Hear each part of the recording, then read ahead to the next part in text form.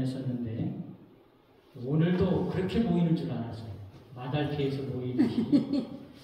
보니까 이게 숫자는 뭐 많지 않지만 뭐 정신과 사상은 뭐 대단합니다. 여러분이 보시는 이 그림, 정말 저는 이 그림을 좋아합니다. 뭐 여러분도 다 그러시겠지만은 하루도 이곳을 생각 안 할 수가 없습니다. 그게 우리의 삶이고 그게 우리의 믿는 믿음의 목표이기 때문에 그렇습니다. 여러분은 다른 사람들보다도 더 이곳을 가고 싶어서 더 빨리 가고 싶어서 이런 모임을 갖는 거 아니겠습니까? 아멘. 그런 생각이 들어집니다. 이 새 예루살렘에 흐르는 강을 생명강이라고 하는 것입니다. 제가 저를 소개할 때 이 이야기를 꼭 하는 것입니다. 생명강, 하늘의 생명강이지요. 이 하늘의 생명강을 다른 말로 수정같이 맑은 수정강이라고 하는 것입니다. 수정강. 수정강. 수정강을 뒤로 해보세요. 네. 수정강을 뒤로 하면 저의 강정수. 제 이름은 강정수예요. 저희 부모님이 하나님을 믿지 않았지만 제 이름을 지을 때 강영수, 강완수, 그리고 제가 강정수인데 이 이름을 뒤로 하면 하늘의 강, 하늘의 강이라고 하는 수정강이라고 하는 말이 제게는 상당히 의미가 있고 또 감사하게 생각하고 있는 것입니다. 제가 11월 달에 마달피에서 설교를 했었기 때문에 거기서 들었던 분들이 다 올 것이라 생각하고 그 말씀을 좀 더 세밀하게 오늘 전해야 되겠다. 그렇게 말씀을 준비를 했었는데 마달피에서 뵙지 못했던 몇 분이 계시는데 그분들에게 그 마달피에서 했던 이야기를 조금 더 언급하면서 거기에 더 추가해서 여러분들에게 오늘 전해야 할 기별을 제가 2시 50분까지 딱 말씀 전하도록 그렇게 하겠습니다. 가장 관심이 많은 게 뭐냐? 대한민국 사람이 하나님과의 관계가 어떤 관계냐 하는 것입니다. 이 세상에 많은 사람들 다 있어요. 많은 사람들이 있어요. 이스라엘 백성들이 있지만은 과연 현재 우리가 믿음으로 살아가는 대한민국 사람들과 하나님과의 관계가 가장 더 궁금하고 갈수록 더 확실한 증거들이 나오는 것입니다. 그래서 제가 보여줬던 이야기입니다. 먼저 그냥 한번 쭉 그냥 했던 것을 하면서 잠깐 설명을 드릴게요. 성경에 나오는 민족, 성경에 나오는 민족에 대한 이야기. 여러분이 이걸 기본적으로 알고 있어야 돼요. 이 그림을 기본적으로 알고 있어야 돼요.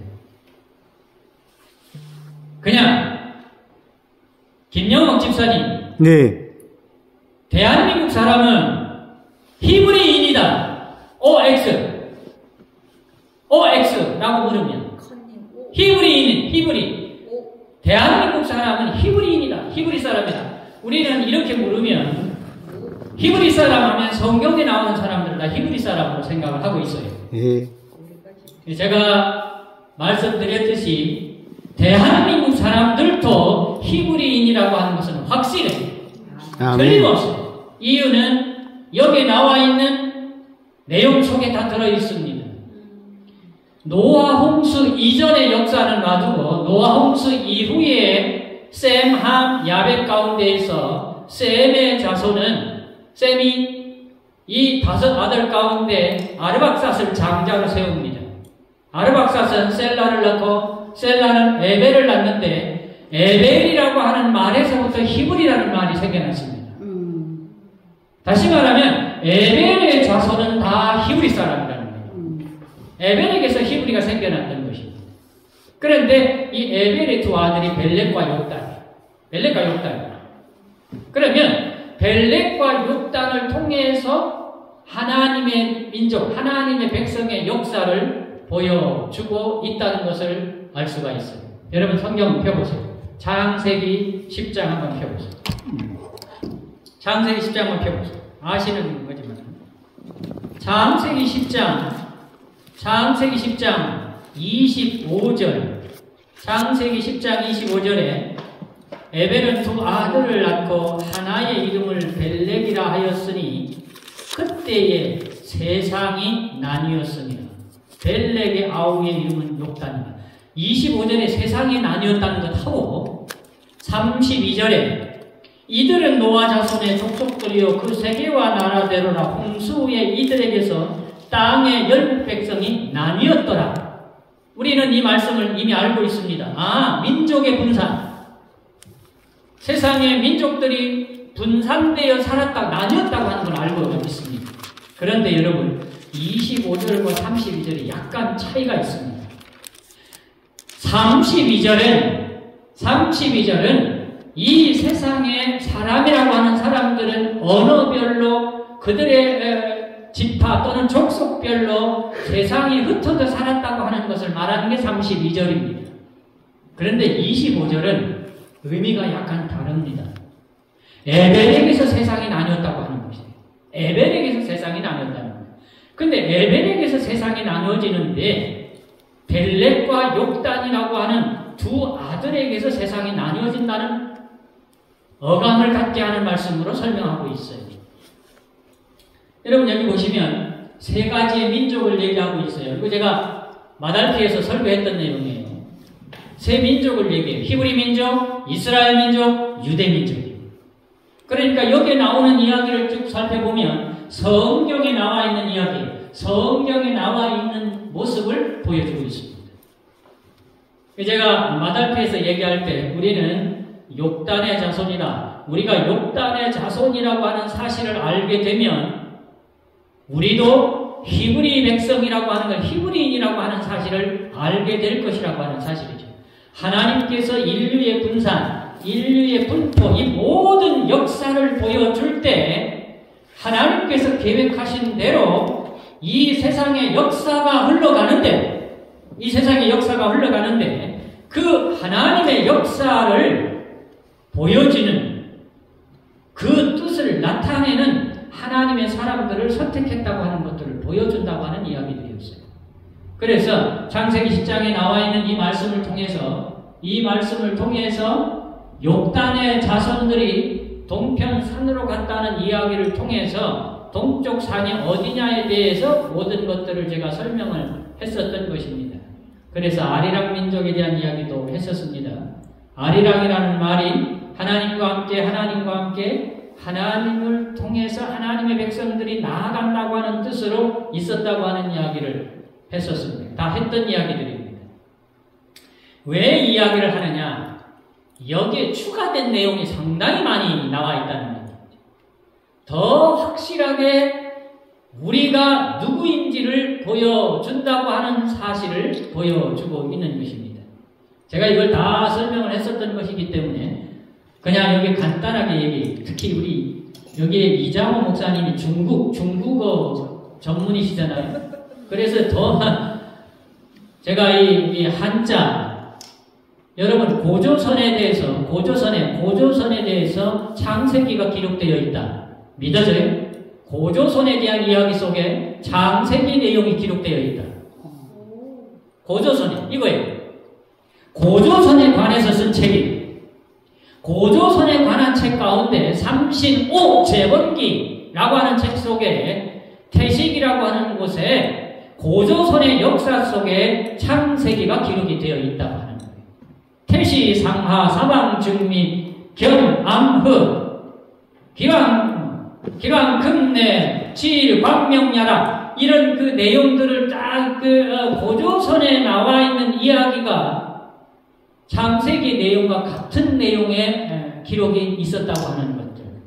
이것을 이제 성경과 비교를 해보면 창세기 1장 1절로 3절에 있는 말씀이 위에 나와 있는 35재본기라고 하는 고조선에 관한 그 책에 대해서 써나갈 때에 하나님의 말씀처럼 되어 있다고 하는 것. 여기 번역된 거 한번 읽어볼래요? 저는 이것만 읽어봐도 가슴이 뭉클해져요. 우리가 어떤 백성인지에 대해서 말이에요.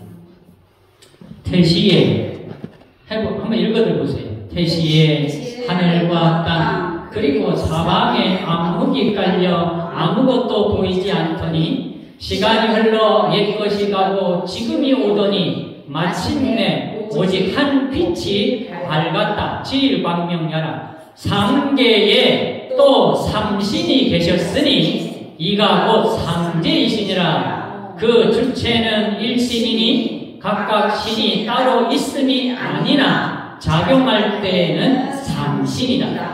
한국 백성은 누가 점지해야 아들 딸 낳아요? 삼신 할머니가 점지해야 돼. 한국 백성은 삼신 할머니가 있어. 삼신 할머니가. 아멘. 그런데 잘못 알고는 있어요. 우리가 뭐 삼신 할머니에 대한 생각은 다르지만 이 과거의 역사 속에 삼신이라는 말이 고조선에서부터 시작이 되었기 때문에 우리가 그게 뇌리에 박혀 있는 거예요.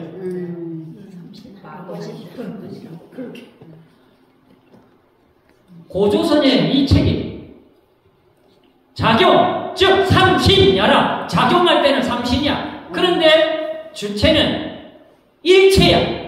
이게 뭐예요? 삼위일체. 일신. 하나님의 백성이 우리가 왜 한국 백성이 세계적으로 신앙심이 좋은가? 다 이유가 있습니다. 이유가 있어요. 이유가 있어요. 아까도 밥 먹으면서 김영옥 집사님이랑 얘기하길래 내가 가만히 있었는데, 무궁화가 우리나라 꽃이지만 우리나라 게 아니에요. 무궁화가 우리나라 게 아니라, 근데 우리나라 꽃이에요. 무궁화의 이름이 로즈 오브 샤론이라요. 또 로즈 오브 샤론인데, 이 무궁화가 어디서 왔느냐? 시리아에서 온. 우리 게 아니에요. 그런데 이 무궁화가 아가서에서는 누구를 나타내요? 예수님을 나타내요. 예수님을 나타내요. 이 샤론의 장미, 무궁화가 샤론의 장미인데 여기서 왔어. 여기 어디야? 요바에서부터 저 위에 갈멜산, 요바에서부터 갈멜산 사이에 샤론 평야가 있는데 여기가 무궁화의 산지. 무궁화를 우리나라로 가져와서 우리나라의 무궁화가 됐어요. 우리나라 꽃으로. 여러분 봐요. 제가 오늘 이걸 좀 얘기를 하려고 해요. 어제 교과했죠? 어제 교과 기억하는 사람. 나 어제 교과를 다 기억해요. 어제 교과. 예언의 기초가 뭐가 나오냐면 두 그룹이 나왔어요. 교과에. 두 그룹이 나왔어요. 두 그룹 나왔어요? 안 나왔어요? 교과 공부했어요? 안 했어요? 했어요. 두 그룹이 나왔어요. 지난 어제 안식일 교과에 그룹 얘기가 많아. 그룹과 스라, 루스벨의 타락, 그리고 천사의 역할, 천사의 모습들을 쫙 설명하면서 상당히 중요한 걸 어제 교과에서 설명했어요. 아담과 하와가 범죄해서 에덴 동산에서 나가서 에덴 동산을 바라보며 들어오지는 못하고 어디에서 예배를 드렸어요? 에덴 동산 입구에서. 거기에 뭐가 있었어요? 두 그룹이 있었어요. 두루두는 화염검을 가진 두 그룹 천사가 있어. 거기에서 아담과 하와는 예배를 드렸는데 어제 교과에서 그 두 그룹 얘기를 해. 그 두 그룹이 말해요. 그 어제 교과에서 무엇과 연결시켰어요? 예? 에덴 동산에 그 두 그룹이 앞줄에 뭐라고 써졌어요? 지성소의 두 그룹을 연결시켜서 교과에 설명했다고 어저께. 공부 안 했네. 어제 교과 그렇게 나와있어. 했는데 잘 모르는. 오케이. 괜찮아. 보세요, 여러분. 두 그룹. 잘 연결해보세요. 자, 보세요. 에덴 동산의 입구에 그룹이야. 두 그룹. 하나님이 임재하는 장소였어요. 하나님이 임재하는 장소였는데 그것이 성소 제도에서 지성소에서 저 두 그룹으로 표현됐어요. 그룹이라는 표현은 두 그룹이 있는 곳은 누가 있는 곳이냐면은 하나님이 임재하는 곳이라고 하는 뜻이에요. 이해가 돼요? 자, 이제 봐요. 그러면 여기 봐요. 몇 명 안 되면서 집중. 그 다음에 이걸 봐요. 이걸 봐요. 다시. 이게 우리나라. 어느 세계에 가도 이런 그림 없어. 우리나라만 있는 그림. 우리나라 대통령. 대통령의 집무실에 있는 내용. 저는요, 이게 연결이 되더라고요. 에덴 동산, 성경에 나오는 성소의 그룹, 이게요, 오늘 제가 놀랄 얘기를 하려고 하는 거예요. 세계의 성경학자들이 한국에 대해서 성경에 기록되어 있다는 걸 찾아내고 놀라움을 말하고 있어요. 그걸 내가 오늘 여러분들에게 잠깐 얘기하려고 합니다. 내가 얘기하는 게 아니고 학자들이, 이스라엘의 구약학자들이 한국이 성경에 있다. 하나님의 역사서. 그런데 그런 증거들이 많이 있는데 이 그림을 딱 보면 이건 두 그룹이에요. 여러분, 이 대통령을 나타내는 이것을 보면 양쪽에 두 개는 뭐냐면 봉황이라고 해요. 봉황. 봉은 수컷이고 황은 암컷을 봉황이라고 하는데 이 새는 공작새가 아니에요. 공작새가 아니에요. 하늘의 새라고 하는 거예요. 이 새는 이 땅에 없어요. 하늘의 새예요. 하늘의 새. 그런데 하늘의 새 봉황이 있는데 가운데 무궁화예요. 무궁화는 예수님을 나타내요. 무궁화는 예수님을 나타내요.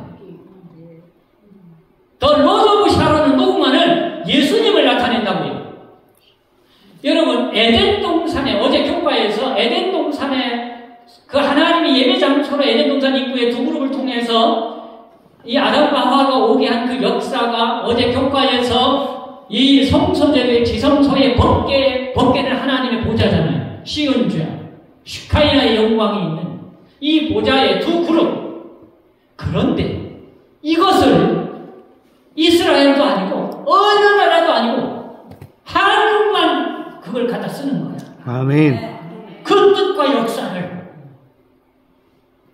아니, 대통령이 하나님 믿든 안 믿든 세상이 어떻든 상관이 없어. 그런데 우리나라가 이걸 했다고 하는 것은 하나님의 역사와 역사 속에 굉장한 뜻이 숨겨져 있어요. 아멘. 이야, 대단하네, 진짜. 많아요. 근데 오늘은 다 못하고 이제 몇 가지만 얘기를 하려고 하는 것입니다.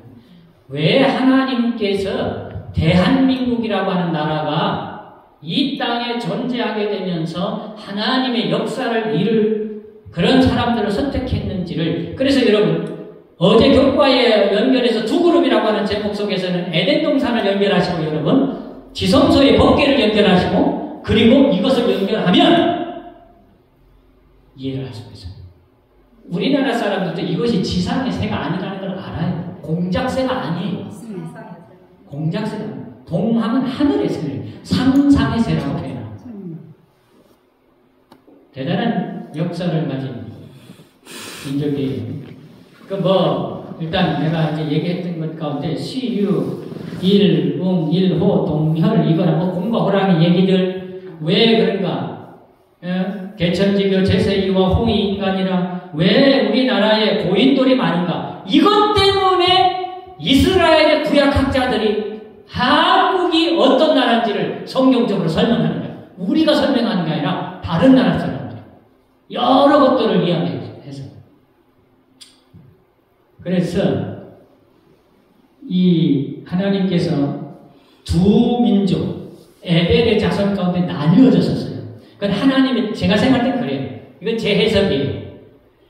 아까 창세기 10장 25절에 에벨이 두 아들을 낳았는데 세상이 나뉘었다고 하는 세상을 나뉜 거는 하나님의 선민을 처음엔 벨렉으로 선택해놓고 나중에는 욕단의 선택으로 구별하여 선택한다고 하는 뜻과 의미가 포함되어 있어요. 그것이 성경적으로 또는 여러 가지 나타나는 이야기들을 통해서 우리에게 들려주는 이야기인 것입니다. 자, 영적 이스라엘, 우리를 어떻게 선택을 했느냐? 여기까지는 제가 마달피에서 얘기했던 거예요. 물론 오늘 조금 더 추가했지만 마달피에서 여러분들이 듣지 못했던 이야기를 하는 거예요. 마달피에서 제가 하지 않았다. 계속해서 하나님의 어떤 역사가 우리에게 들려주고 보여주고 있다고 하는 사실들을 우리는 알게 돼요. 저는 일단 지금부터 얘기하는 것은 제 얘기가 아니라 구약학 성경학자들이 해석하는 거예요. 다른 이스라엘, 특히 이스라엘의 기독교 구약학자들이, 유대인 구약학자들이 지금부터 얘기하는 거를 내가 다 따왔어요. 근데 내가 동의하는 거예요. 그러나 이것이 100% 믿을만 하냐 안 된다. 그건 자유예요. 자유. 내가 주장하는 건 아니고 정말 그들이 그렇게 얘기하는 내용을 한번 살펴보겠습니다. 이 제목을 하나님의 마지막 선미 동방의 독수리라고 표현되어 있어요. 자, 여기 성경 이게 나와 있어요. 이사야 46장 11절. 이스라엘의 구약학자들이 이사야 46장 11절에 동방의 독수리가 누구냐 이걸 연구하기 시작했어요. 우리가 연구한 게 아니고 성경의 학자들이 연구를 하기 시작한 거예요. 이거 한번 볼까요?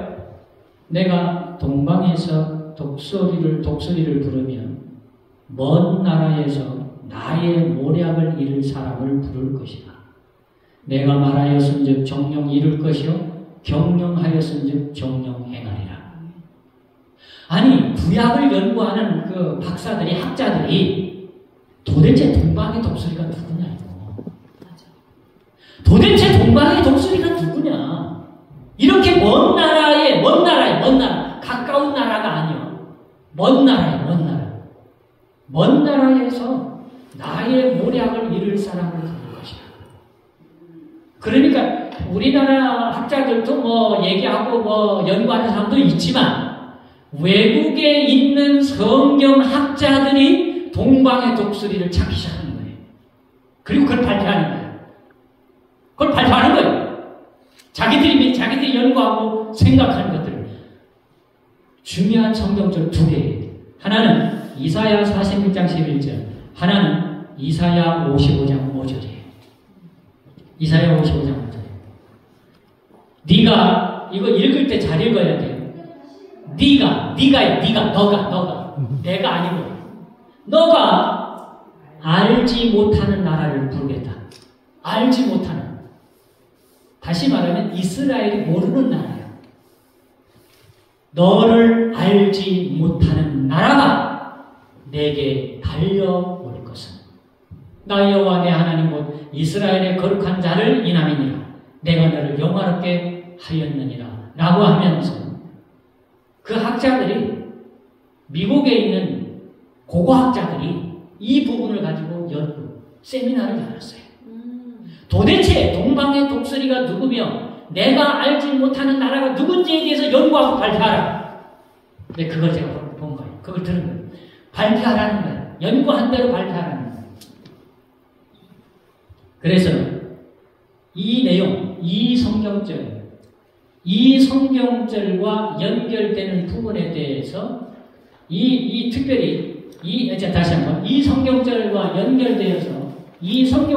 연결되어서 이 관계되는 그 사실들을 하나하나 증거로 보여주라고 하는 내용에 대한 이야기를 한번 살펴보겠습니다. 첫 번째는 내가 여러분들에게 지난번에 이번에도 설교했습니다만 그들이 발표하는데 이 부분에 대하여 발표하는데 첫 번째가 뭐냐면 에벨의 자손에 대해서 발표하는 거예요. 에벨의 자손.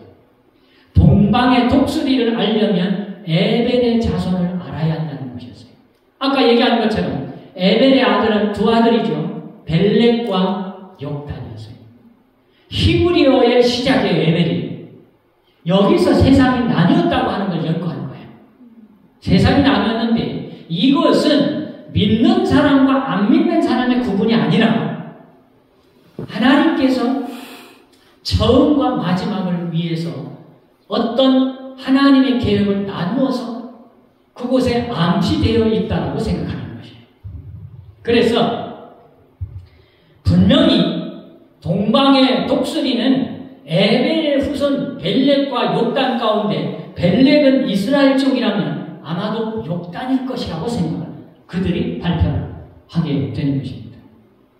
그러면서 그 시대는 어떤 시대냐? 청동기 시대라고 하는 거예요.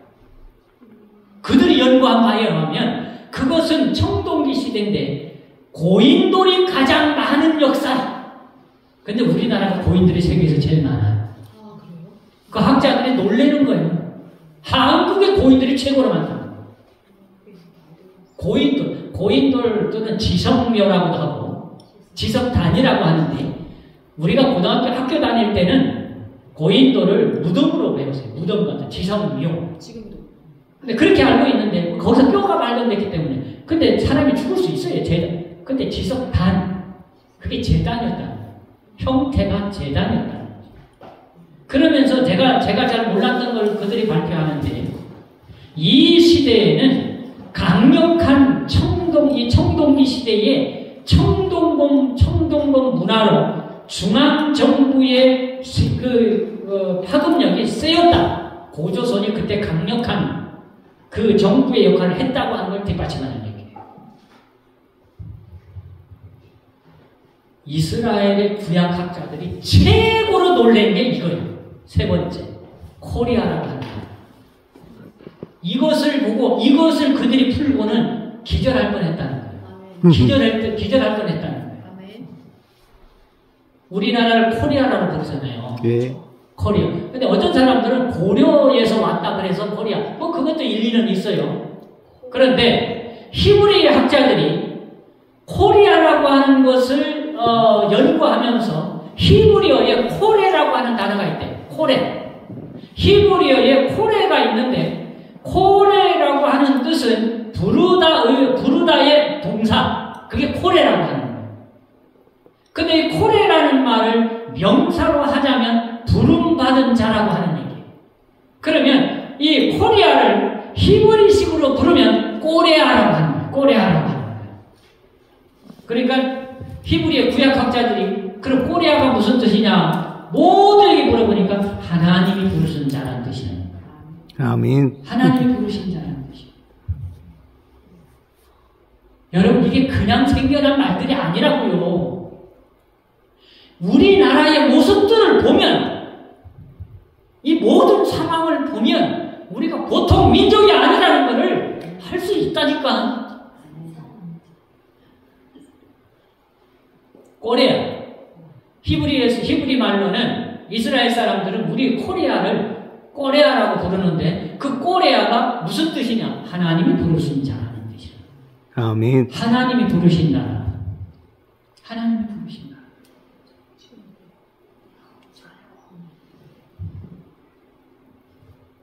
그러면서 여러분 이거 제가 연구한 거 아니에요. 분명히 얘기해요. 이스라엘 학자들이 세미나하고 발표한 걸 요약한 거예요. 한국의 동방의 독수리가 누구냐? 그들이 결론을 내려요. 한국이라고. 아멘. 왜 그런지를 계속 설명하는데 그걸 제가 여러분들에게 설명하는 거예요. 믿든 안 믿든 안 믿어도 상관없어요. 근데 저는 너무나 정말 활력이 더 나고 우리는 중국하고 일본하고 비교도 안 되는 사람들이에요. 우리는. 아무리 우리보다 잘 살건 뭐하건 우리하고는 비교가 안 되는 사람들이에요. 특별히 중국은 용의 나라예요. 용의 나라. 중국은 오로지 붉은색. 여러분 어릴 때 아이들하고 놀면서 혹시 이렇게 말해본 적 있어요? 용용 죽겠지, 용용 죽겠지 이런 말 해본 적 있어요? 네. 그거 중국을 대하는 얘기예요. 아. 어릴 때 그걸 비하한 거예요. 용도 죽는다 이거예요. 왜냐하면 맨날 간섭받고 살아왔기 때문에 그런 여러 가지 이야기를 속에서 우리나라는 이렇게 주변에 나라가 있다 할지라도 하나님이 어떻게 그러니까 이스라엘 학자들이 아까 이사야서에 보니까 먼 나라라고 그러잖아요. 그럼 이스라엘에서 제일 먼 나라가 어디냐? 줄을 딱 그어봤어. 일자로 자를 대고 이스라엘에서부터 자를 대고 안뜻하게 자를 대고 여러분들 그거 보세요. 자를 딱 대고 먼 나라 제일 끝까지 그었더니 백두산이 나오는 거예요. 우리나라는 나와요.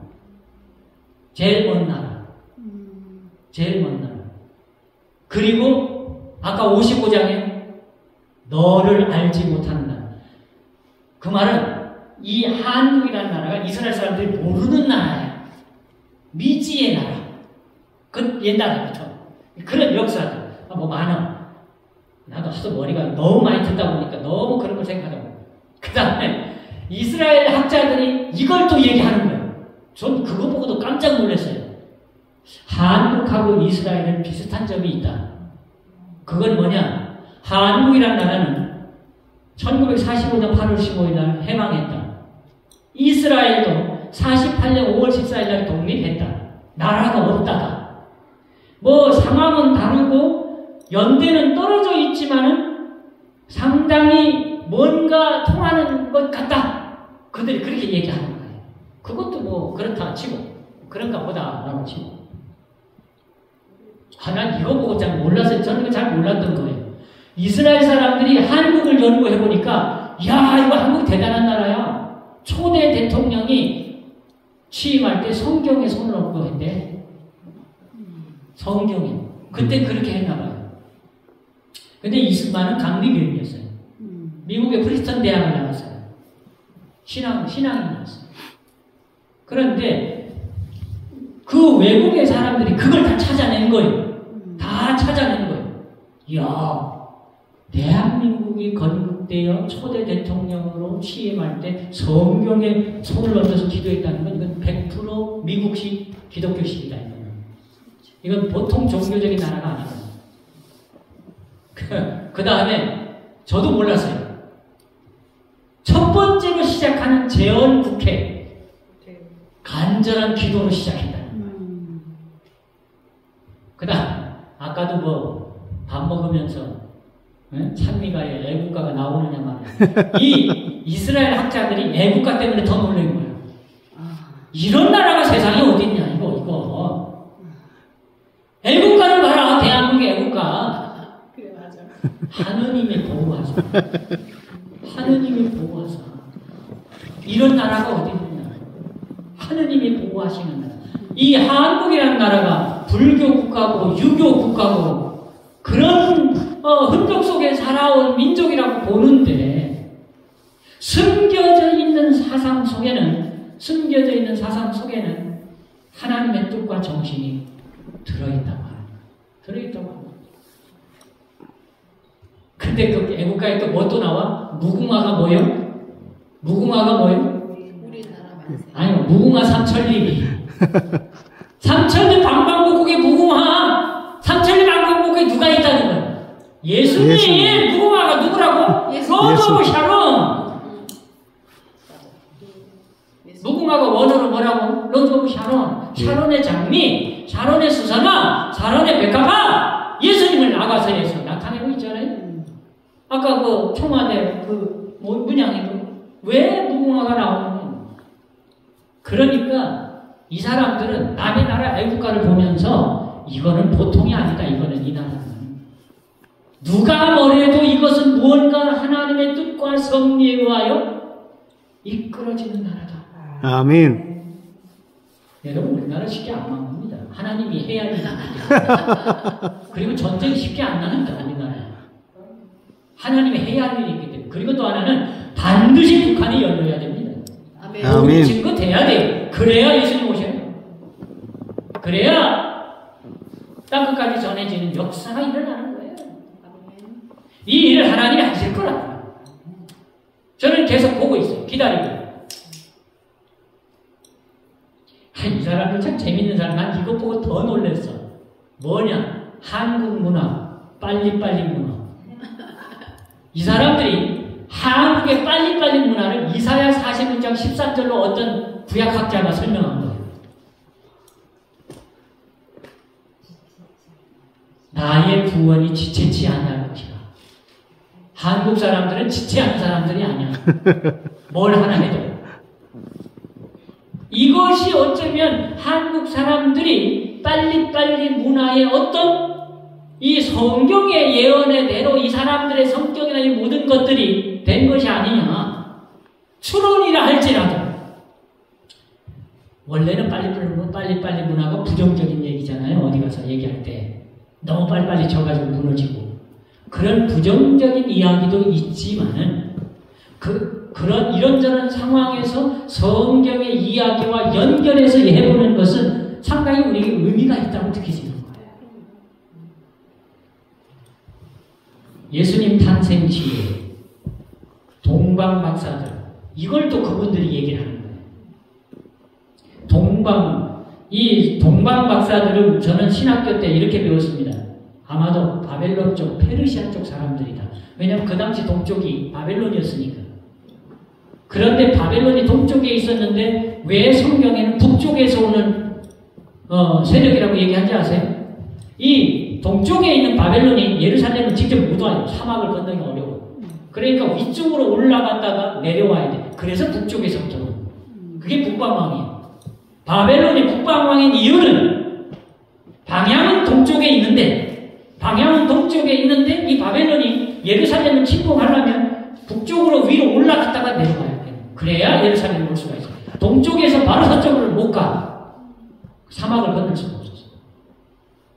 그런데 동방박사, 예수님을 이렇게 와서 이렇게 한 그 동방박사들을 저는 알기로 페르시아나 그 바벨론 쪽에 별을 연구하던 사람들이라.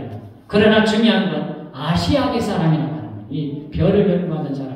그러면서 하는 말, 마지막 시대에 좀 나아가서 얘기하는 거예요. 마지막 시대에 예루살렘을 회복하고 이스라엘의 복음을 전할 사람들은 아시아계 동쪽의 사람들일 것이라고 하는 거예요. 지금 우리나라, 저는 우리 교단은 없지만은 다른 교단은 예루살렘에 많이 발견되어 있대요. 굉장히 많이 들어가 있다고. 그런 역사가 있다고 그들은 설명하고 있습니다. 그러면서 나중에 나오면 여러분 보세요. 다큐멘터리를 제작하고 있어요. 다큐멘터리를 제작하고 있어요. 그 다큐멘터리 제목이 뭐냐? 성경에 예언된 동방의 한 나라 대한민국이다. 이런 제목으로 다큐멘터리가 나옵니다. 놀랍지 않아요? 놀라워요. 강화도 전성대가 그렇고 이미지가 우리나라에 별을 연구하던 것들이 많아요. 예. 청천대도 그렇고 그보다 더 먼저는 강화도 만이산. 예. 그 만이산에 벽에 문양이 새겨져 있는데 별을 알고 별을 연구하던 그 문양들이 기록이 되어 있다. 이 동방 박사들은 별을 아는 사람들. 예. 별을 연구하는 사람들이다. 그래서 여러분, 우리는 이 마지막 시대에 하나님의 백성으로 우뚝 서기 위하여 이 자리에 있는 것입니다. 아멘. 여러분들은 정말 어떤 자신을 하늘에 가기 위한, 구원받기 위한 준비도 되지만은 하나님께서 이루어 가시는 그 역사 속에 주인공, 또 하나님의 어떤 일꾼으로서 그 일을 감당하기 위해서 우리가 어디에 있든지 간에 그 일을 하도록 하나님께서 우리를 부르셨다고 하는 것입니다. 아멘. 지난 안식일 교과에서 기억절이 뭐였습니까? 어제 안식일 기억절이 뭡니까? 누가 우리를 위하여 갈고. 그래, 누가 나를 위하여 갈고 내가 여기 있나요? 내가 여기 있습니다. 나를 보내소서. 이사야의 헌신합니다. 하나님의 부르심과 이사야의 헌신이었습니다. 이사야가 그렇게 헌신할 수 있었던 이유는 6장 8절인데 6장 7절에 너의 죄가 다 사해졌느니라. 이미 죄 사함을 다 받은 다음에 하나님께서 야 그러면 내가 누가 나를 위해서 갈래? 용서해 줘놓고 딱 얘기하니까 그 말을 듣고 있던 이사야가 용서 받았는데 내가 대답 안 했다가는 안 되잖아. 근데 용서 안 받았으면 대답 안 할 수도 있어요. 근데 용서 받았기 때문에 나를 보내달라. 우리는 그렇게 준비된 사람들로 이 자리에 앉아있다고 생각하는 것입니다. 아멘. 맞는 얘기도 있을 것이고 안 맞는 얘기도 있을 것이고 많이 있을 거예요. 그러나 저는 이 전 세계에서 우리 교회는 아닐지라도 전 세계에서 교회가 제일 많은 나라 한국, 새벽 기도회를 제일 많이 하는 나라 한국, 화요일 수요일 예배 드리는 나라 한국, 미국에도 뭐 어디에도 우리나라 우리 재림교회 안식일만 예배 드리는 교회가 많으니까 이거 신앙심이 대단한 나라예요. 아멘. 이건 보통 나라가 아니라 자부심 좀 가져야 돼요. 저는 이 자부심을 가지고 이 마지막 시대에 하나님의 역사가 어떻게 이루어질 것인지를 은퇴한 이후에, 목회 은퇴한 이후에 더 많이 활동하고 그 역사를 보고 있습니다. 여러분, 오순절의 역사, 성령의 역사, 우리가 나가서 복음을 전할 때 수많은 사람들이 들어오는 이 역사를 보고 싶은 것입니다. 그리고 하고 싶은 것입니다. 내가 막 설교할 때 구원받는 영혼들이 막 일어났으면 좋겠다는 생각이 듭니다. 바로 이것이 뭐냐? 이 세상에 하나님의 일을 하는 사람들을 통해서 하나님의 일을 하는 사람, 우리는 하나님의 일을 하는 사람들입니다. 하나님의 일을 하는 사람. 농사를 지으면서도 무엇을 하든지 간에 우리는 하나님의 일을 하는 사람, 한국에만 복음을 전하는 것이 아니라 우리 주변의 나라들에게 복음을 전해야 하는 것도 우리의 사명인 것입니다. 저는 이 말씀 상당히 의미 있다고 생각합니다. 읽어볼까요? 이교도의 땅, 아프리카에서, 가톨릭의 나라, 유럽과 남미에서, 중국에서, 인도에서, 바다의 섬들에서, 세상의 모든 어두운 모퉁이에서 택한 자들의 하늘을 남겨두셨다고 하는 거죠. 야, 저는요, 어제 교과를 많이 얘기하네요. 어제 교과에서 루시퍼의 타락, 루스벨의 타락이라는 장면을 공부하면서 중간에 보면 무슨 얘기가 있는지 아세요?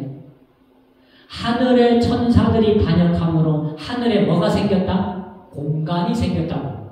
어제 교과 보세요. 하늘의 반역으로 뭐가 생겼다고? 공간이 생겼어요. 그 공간에 구원받은 자들이 들어갈 거라고. 이게 무슨 말이에요? 하늘의 천사들이 반역하지 않았으면 공간이 있어 없어? 없어! 그럼 우리 갈 자리가 없는 거예요. 근데 하늘의 천사들이 반역해가지고 공간이 생겨버렸어. 3분의 1이. 그러니까 그 3분의 1을 누구로 채우는 거예요? 우리 인간 구원받은 우리로 채우겠다고. 아니 교과 봤어 안 읽었어? 읽었어 안 읽었어? 그 교과에 나온 말이에요. 어제 교과책에 그 말이 나왔다고요. 근데 어제 교과에서 3분의 1이 루스퍼가라고 아니 3분의 1 그거는 이제 다 성경 전체에 그 타락한 천사를 얘기하는 거고, 천사의 3분의 1이니까 그거는 성경에 나와 있으니까. 근데 어제 교과에는 천사들의 타락으로 하늘의 공간이 생겼다. 그 빈 공간에 우리가 들어가 그 자리를 채울 거라고 어제 교과에 나와 있다니까요. 목요일 제목에 중간에 딱 나와 있어. 교과책 있으면 딱 찾아보세요. 저는 그걸 읽는 순간 너무 신난 거예요. 와, 천사들 타락한 거 잘했다. 그러니까 우리가 들어갈 것입니다. 그렇게 생각하라고요. 긍정적으로. 여기 보세요.